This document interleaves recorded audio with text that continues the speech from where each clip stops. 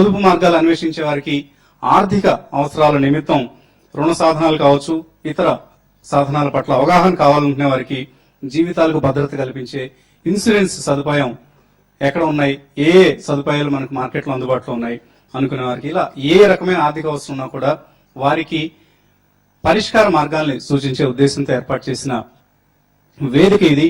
ఇందుకోసం మనతో ఉన్నారు పర్సనల్ ఫైనాన్స్ నిపుణులు, మ్యూచువల్ ఫండ్ ఎక్స్పర్ట్స్, అలాగే స్టాక్ మార్కెట్ ఎక్స్పర్ట్స్. మీ అందరికీ తెలిసిన నిపుణులు. వాళ్ళందరినీ మీ ముందుకు తీసుకువచ్చింది తెలుగు వారి అభిమాన news channel TV5, #1 Telugu television news channel. So ముందుగా మీ అందరి ప్రేమ, ఆదరం, అభిమానాలతో TV5 ను #1 న్యూస్ ఛానల్ గా నిరంతరం నిలబెడుతున్నందుకు తెలుగు వారందరికీ ధన్యవాదాలు. సో మీ ఆదరాభిమానాలు ఇలాగే కొనసాగాలి అని కోరుకుంటున్నాం. Thank you very much for that.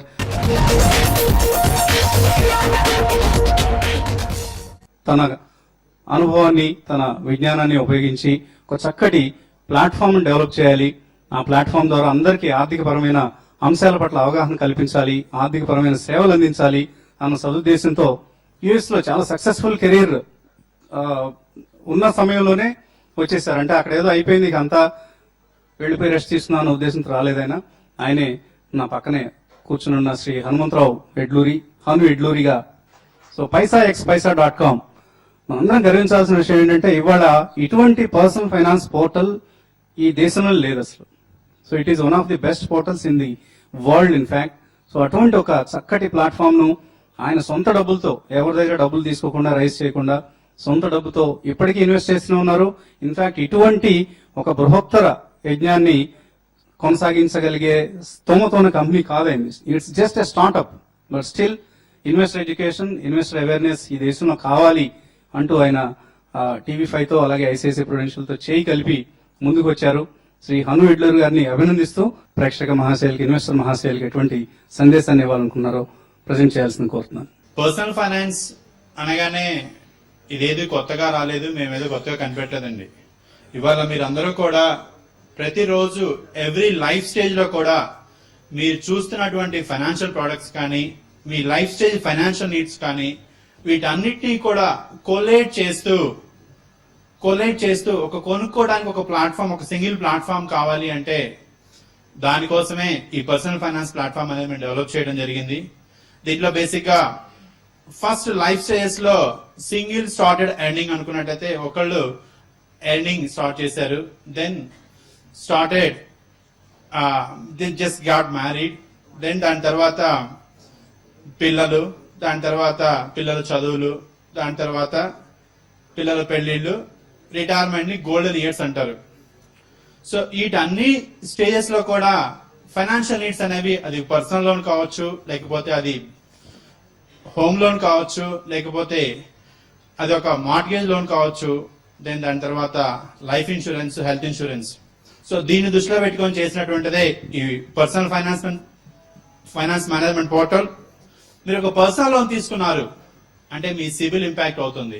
Me loans అన్ని కూడా అన్సెక్యూర్డ్ లోన్స్ అయినట్టయితే మీ సిబిల్ నెగిటివ్, మీ సిబిల్ స్కోర్ అనేది తగ్గుతూ ఉంటుందండి. ఎగ్జాంపుల్, ఒక ఆయన క్రెడిట్ కార్డు తీసుకున్నారు, ఆయన క్రెడిట్ కార్డే వాడుతున్నారు. Credit card is unsecured loan. So దాంట్లో మీకు అయ్యేటువంటిది ఒక లైబిలిటీ ఏంటంటే దాని ఇంపాక్ట్, దాన్ని మానిటర్ చేసేది పెర్ఫార్మెన్స్ అనేది మీ సిబిల్ స్కోర్. అలాగే ఒక హోమ్ లోన్ తీసుకున్నారు, హోమ్ లోన్ తీసుకున్నట్లయితే దాంట్లో మీకు ట్యాక్స్ బెనిఫిట్ వస్తుంది. సరే, దాన్ని సెల్ చేశారనుకోండి, మీకు ట్యాక్స్ లయబిలిటీ కూడా వస్తుంది. మా దగ్గర డబ్బులు ఉన్నాయండి, ఎక్కడ ఇన్వెస్ట్ చేయాలో మాకు తెలియదు, మేము ఏదో ఫిక్స్డ్ డిపాజిట్ లో పెట్టేసేస్తాం, ఇక అంతవరకు మాకు వచ్చింది చాలనుకుంటాం. బట్ ప్రతిరోజు మనం కష్టపడుతున్నాం డబ్బు సంపాదించడం కోసం, కానీ ఆ డబ్బుని ఎక్కడ ఇన్వెస్ట్ చేయాలి, లేకపోతే ఏ విధమైన రిటర్న్స్ కావాలి అనే దానికోసం కొంచెం టైం అలొకేట్ చేయడం అనేది ఇట్స్ వెరీ ఎసెన్షియల్ అండి. Why should I invest? These are the questions. కొంతమంది అడిగిన వాళ్ళు కూడా ఉన్నారు, నేను ఎందుకు ఇన్వెస్ట్ చేయాలి? భవిష్యత్తు కోసం అండి. భవిష్యత్తును దృష్టిలో పెట్టుకొని ఈ రోజుని సాక్రిఫై చేస్తున్నాం మనం. Today you're buying, a customer is buying one product from one and one product from somebody, so individual. So rather than that, we collated everything at one place where you can compare, choose online and buy it. Single portal where the needs and requirements of the shareholders are met. So మీకు అన్ని needs కూడా, అన్ని services కూడా avail చేస్తుంది. Next, you can choose which is the choice, which product you want to choose. And you can compare by post-sale support. And every sales process is digitized. Market లో మనం చూస్తూ ఉంటాం, miss selling అని వింటూ ఉంటారు, లేకపోతే bank managers relationship manager calls చేశారని భయపడుతూ ఉంటారు.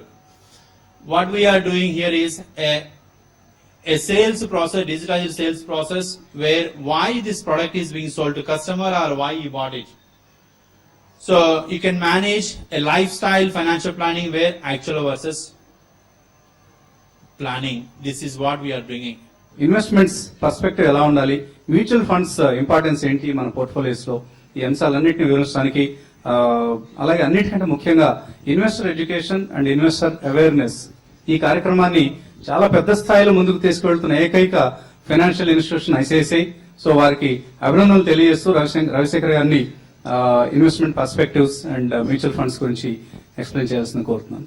TV5 మరియు పైసా ఎక్స్ పైసా వారికి మా తరఫు నుంచి కృతజ్ఞతలు. అన్నిటికన్నా ముందు జనరల్ గా అంటే ఆల్మోస్ట్ మంత్ కి ఒక 4 to 5 ఇంత పెద్ద స్థాయిలో ఇన్వెస్టర్స్ మీట్స్ చేస్తా ఉంటాం in collaboration with different people. పొద్దున 9 గంటల నుంచి రాత్రి 9 వరకు ప్రతి ఒక్కరు కస్టమర్, అది ఉద్యోగం అయినా పర్లేదు, బిజినెస్ మెన్ కానీ everybody is working towards money. Okay, ఎందుకనంటే okay we have a family, right? I have to earn, I have to take care.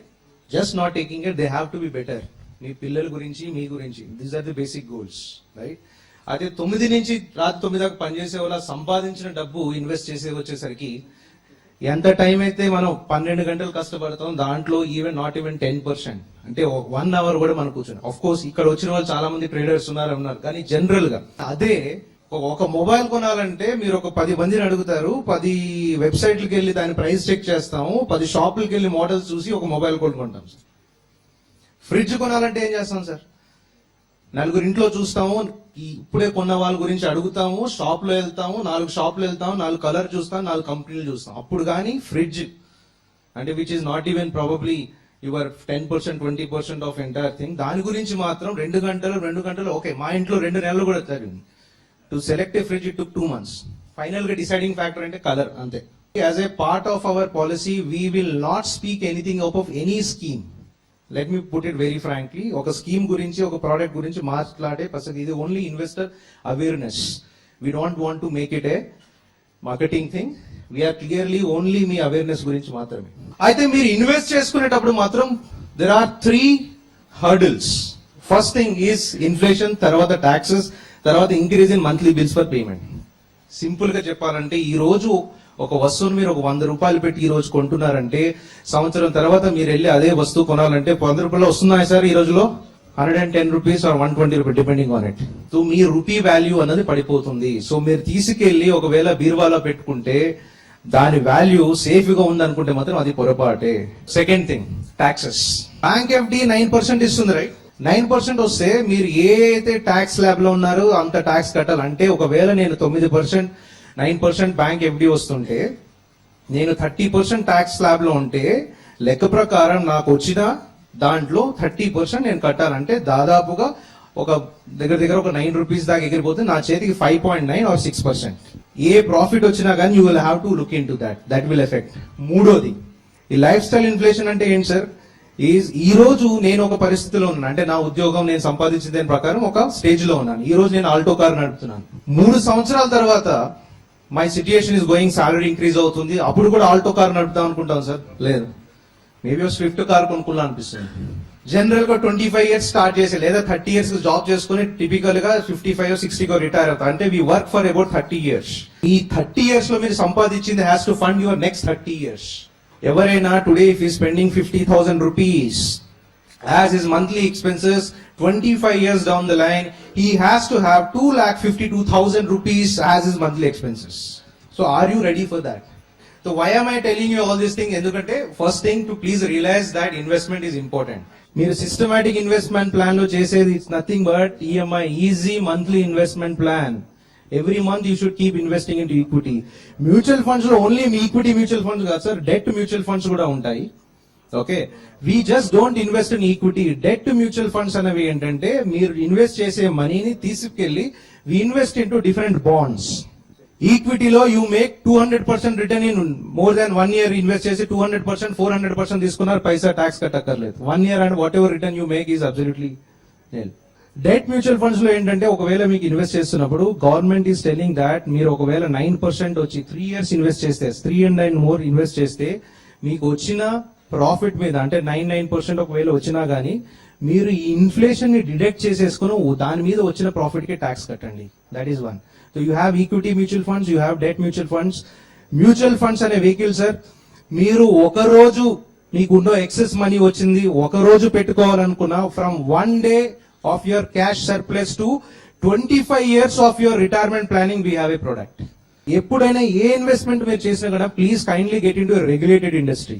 ప్రతిదానికి ఈఎంఐ ఉన్నట్టుగానే మీ వెల్త్ క్రియేషన్ కూడా ఒక ఈఎంఐ ఆప్షన్ ఉంది, అదే systematic investment plan. Please kindly get in to that. Okay.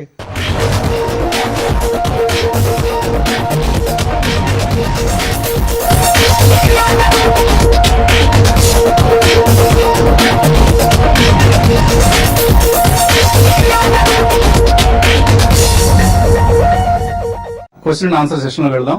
తర్వాత కుటుంబరావు గారు మనకు ఎక్స్ప్లెయిన్ చేస్తారు ఎలా ఇన్వెస్ట్ చేయాలన్న విషయాన్ని. How can I identify value stock? For example, if I go to a health checkup, I know what are the parameters they are going to look at. So similarly, in a stock, what are the few parameters I should look at so that I can qualify that particular stock as a quality stock? Okay. That's the one question.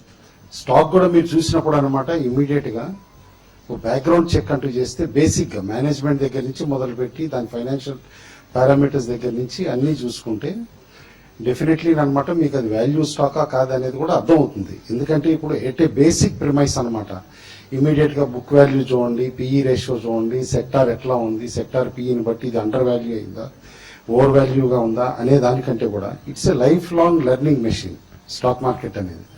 కాబట్టి మీరు immediate గా starting చేసేటప్పుడేనమాట ముందు అసలు investment చేద్దాము అనుకోవటానికి ముందు కాస్త financial literacy develop చేసుకోవాలి.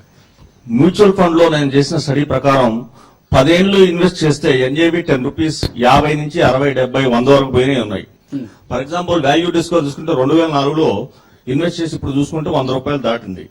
అలాగే దాన్ని డ్రాప్ చేయకుండా ఇంకో 10 years ఉంటే మరి ఇదే 10 times into 100,000 అవుతుందా అదే నా క్వశ్చన్. మీరు లాంగ్ టర్మ్ గా చూసుకుంటే ఒకవేళ 10 years కానీ 12 years కానీ ఎనీ మన మ్యూచువల్ ఫండ్ మంచి పర్ఫార్మింగ్ మ్యూచువల్ ఫండ్ గా చూసుకుంటే ఇప్పుడు ఆల్మోస్ట్ ఒక 18 to 20% కాంపౌండింగ్ రిటర్న్ లో ఉన్నాయి. నెక్స్ట్ 10 years ఎలా ఉండబోతుందంటే దెర్ ఆర్ మెనీ ఫ్యాక్టర్స్. ఒకటి, how are we going to do as a country, right? ఇవన్నీ ఉన్నా కానీ at the end of the day వాస్తవం ఏంటంటే everything will depend on earnings. ఒక స్టాక్ పెరగాలన్నా ఓవరాల్ గా స్టాక్ పెరగాలన్నా టెంపరీగా న్యూస్ ఈవెంట్స్ బట్టి అటు ఇటు అవుతుంది. కాకపోతే ఎర్నింగ్స్ అనేది గ్రోత్ అవుతా ఉంటాయి. మీరు 10 ఏళ్ళు అన్నారు కాబట్టి డెఫినెట్ గా very good probability of getting excellent returns in the long term. Share ఒక 40% రిటర్న్ వచ్చింది అనుకోండి, జనరల్ అనుకుంటే ఇంకా పెరుగుతుంది కదా అని ఒకసారి పడిపోతుంది. అరే బుక్ చేసినా బాగుంటుంది, మళ్ళీ లోయర్ లో చేసుకుంటాం. అట్లాగే ఏమైనా వెంట బుక్ ప్రాఫిట్ ఇది అట్లనే స్టాక్ పెరుగుతున్నప్పుడు ఎట్ సమ్ పాయింట్ అనమాట స్టాగ్నేషన్ రాదా? That is the point to cell. ఆ పాయింట్ ఏదనేది మీరు కరెక్ట్ గా జడ్జ్ చేసుకోవాలి. లాంగ్ టర్మ్ ఇన్వెస్ట్మెంట్ ఉండి మన చార్ట్స్ ప్రకారం మనకి ఏమైనా వీక్నెస్ కనిపిస్తే ఎగ్జిట్ కావడం బెటరా, లేదంటే 5 years కు 10 years కు ఒక ఇన్వెస్ట్మెంట్ లో పెట్టాం కదా, అడ్వైజ్ ఒక ప్రొఫెషనల్ అడ్వైజర్ ఇచ్చాడు కదా అని కంటిన్యూగా ఉండాలంటారా? మార్కెట్స్ లో ఇదే ఖచ్చితం, ఇంతకు మించిన తారక మంత్రం లేదు అని ఎవరు చెప్పలేరండి. ఈవెన్ హ్యాత్వే, వారెన్ బఫెట్ కూడా చెప్పారు. బర్క్షైర్ హ్యాత్వే ప్రమోటర్, ఆయన కూడా నేను తప్పు చేశాను, 30 సంవత్సరాలు ఒకటే స్టాక్ లో అలాగే ఇన్వెస్ట్ చేసి ఉండి నేను తప్పు చేశానని ఒప్పుకున్నాడు ఆయన. సో అలా ఇలాగే జరుగుతుంది, ఇలాగే చేయటమే కరెక్ట్ అని ఎవరు చెప్పలేరు.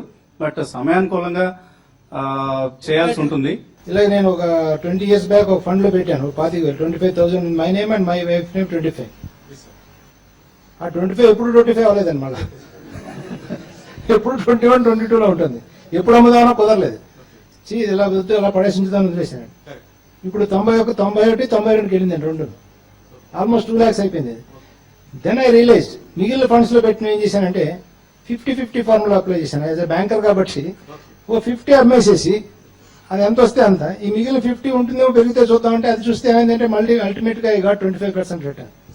కాబట్టి మొత్తం అలా పెట్టుకుని ఉంచుకోవడం, అలా ఏమవుతుందో అని కూడా ఆయన చెప్పినట్టుగా మనం చూసుకోవడం కంట ఐ వుడ్ సజెస్ట్, ఇప్పుడు మీరు అన్ని బ్యాగ్స్ కట్టుకుని వీళ్ళు చెప్తున్నారు కదా, అన్ని ఒక దాంట్లో పెట్టకండి, ఆల్ ఎగ్స్ ఇన్ 1 bags పెట్టద్దని. ఇప్పుడు బ్యాంక్స్ అనండి, లేకపోతే ఇన్సూరెన్స్ అన్ని రకాలు పెడుతున్నాం కాబట్టి అందులో ఇందులో కూడా మళ్ళీ you think of this formula. 3 category of investors ఉంటారండి. అందులో first category full time only stock market లోనే డబ్బులు సంపాదించుకోవడానికి, స్టాక్ మార్కెట్ లో ట్రేడింగ్ అవ్వనివ్వండి, ఏదో ఒక విధంగా ఆపరేట్ చేస్తున్నాను.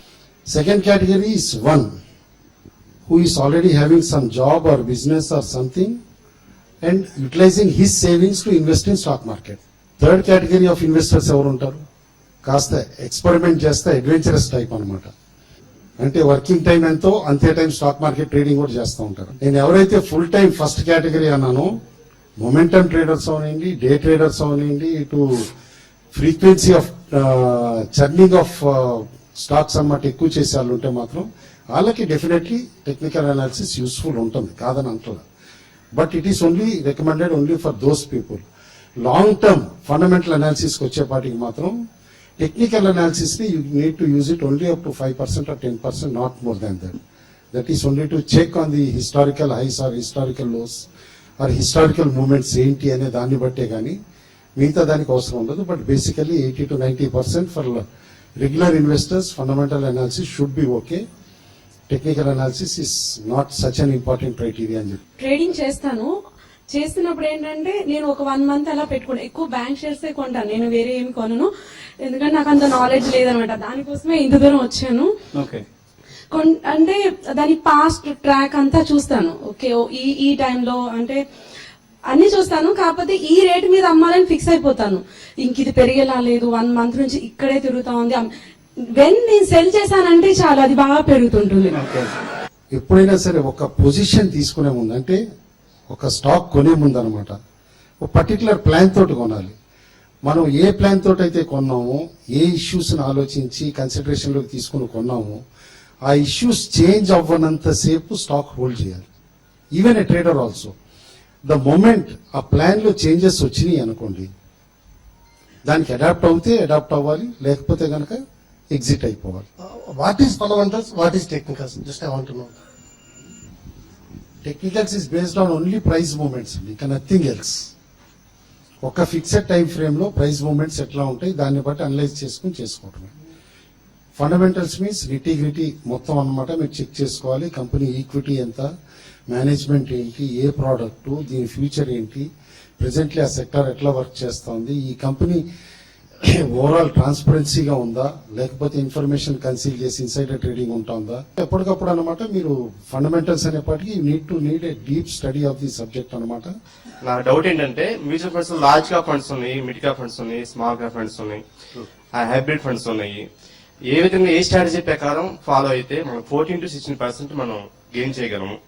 ఒక 35 to 40% అన్నది మీరు లార్జ్ క్యాప్ లో 10 to 15 years, రిమైనింగ్ అట్లీస్ట్ ఇంకొక 25 to 30% అనేది మిడ్ క్యాప్ లో పెట్టుకొని ఒక 20% వరకు మనం కొద్దిగా సెక్టర్ ఫండ్స్ లో కానీ కొన్ని ఒక స్పెసిఫిక్ థీమ్ తో చేసుకుంటే సరిపోతుంది. అంటే 40 to 45% లార్జ్ క్యాప్ ఫండ్స్ లో పెట్టుకొని రిమైనింగ్ అమౌంట్ మిడ్ క్యాప్స్ లో పెట్టుకోండి. ఒక 10 to 15% అన్నది మీరు థిమాటిక్ దాంట్లో పెట్టుకోవచ్చు. ఒకవేళ మనము ఒక 25% మిడ్ క్యాప్ లో ఇన్వెస్ట్మెంట్ చేస్తే గనక మిగిలింది మనకు 75%. సో ఈ 75% వచ్చేసి 15% నిఫ్టీకి, 15% BSE 100 కి, 15% BSE 200 కి, ప్రాబ్లీ BSE 100 or 200 కి 30% ఇచ్చుకోవచ్చు మనం. So CNX that is nothing but multi cap, దానికి ఒక 15%. ఓవరాల్ గా చూసుకుంటే మనకు 75% యాడ్ అయిపోతుంది. 25% మిడ్ క్యాప్ బేస్డ్ ఫండ్స్ లో ఇన్వెస్ట్మెంట్ చేసుకోవచ్చు. ఒకటే మిడ్ క్యాప్ బేస్డ్ ఫండ్ లో ఇన్వెస్ట్మెంట్ చేయకుండా అది రెండిట్లో స్ప్లిట్ చేసుకొని 2.5% ఇన్వెస్ట్మెంట్ చేసుకుంటే మనకు ఒక మంచి పోర్ట్ఫోలియో తయారవడానికి వీలవుతుంది. Review is also very important. So మనం మ్యూచువల్ ఫండ్ లో ఇన్వెస్ట్మెంట్ చేసిన తర్వాత దాన్ని ప్రతిరోజు NAV మనకు డైలీ వస్తుంది కాబట్టి డైలీ చూడాల్సిన అవసరం లేదు. సంవత్సరానికి ఒకసారి మనం రివ్యూ చేసుకుంటే సరిపోతుందండి. ఇప్పుడు ఒకసారి మీకు 18 నెలల్లో స్టాక్ 100% రిటర్న్ ఇవ్వచ్చు అని నేను 100 రూపాయల దగ్గర ఉన్న షేర్ చెప్పానే అనుకున్నాను. వారంలో అది 10 రూపాయలు పెరిగింది అనుకున్నాం. యాన్యువలైజ్డ్ ఎంత అండి రిటర్న్ దాన్ని? 520%. అంటే 18 months హొరైజన్ కి డబుల్ అవుతుంది అని ప్రొజెక్షన్ ఇచ్చినప్పుడు మీకు 1 week లో పర్సెంటేజ్ రిటర్న్ చూస్తే దాన్ని యాన్యువలైజ్డ్ రిటర్న్ కింద చూసుకుంటే మీరు ప్రాఫిట్ బుక్ చేసుకోవాలా లేకపోతే హోల్డ్ చేయాలా? మన ఓన్ హోంవర్క్ చేసుకుని రిస్క్ ఎపిటైట్ మనది ఏంటి, సరే ఈ రికమెండేషన్ బాగానే ఉంది, మన హోంవర్క్ తోటి కూడా టాలీ అవుతుంది అని అనుకున్నప్పుడు బై చేసేటప్పుడు నేను ఇందాక చెప్పినట్టు టైం స్కేల్ మారిపోతుంది కాబట్టి you should have a particular stop loss point even for long term investments. A stock recommend చేసినా మీ ఓన్ హోంవర్క్ చేసుకోండి. ఖచ్చితంగా హోంవర్క్ చేసిన తర్వాత మీ హోంవర్క్ కి మేము రికమెండ్ చేసేటప్పుడు ఇచ్చిన ఇన్ఫర్మేషన్ కి టాలీ అవుతా సూటబుల్ స్టాక్ అనుకున్నప్పుడు ఖచ్చితంగా ఇన్వెస్ట్ చేయండి. చాలా చాలా కృతజ్ఞతలు. ఇంత విలువైన మీ అమూల్యమైన సమయాన్ని వెచ్చించారు. అలాగే మా స్పాన్సర్స్ ఐసిఐసిఐ ప్రుడెన్షియల్, paisaxpaisa.com వారికి కూడా హృదయపూర్వక కృతజ్ఞతలు. మళ్ళీ ఇటువంటి ఇన్వెస్టర్ సమిట్స్ కండక్ట్ చేస్తూ ఉంటాం. ప్రతి సమిట్ కు మీరందరూ ఎంత దూరంలో పెట్టినా ఇలాగే రావాలని కోరుకుంటున్నాం.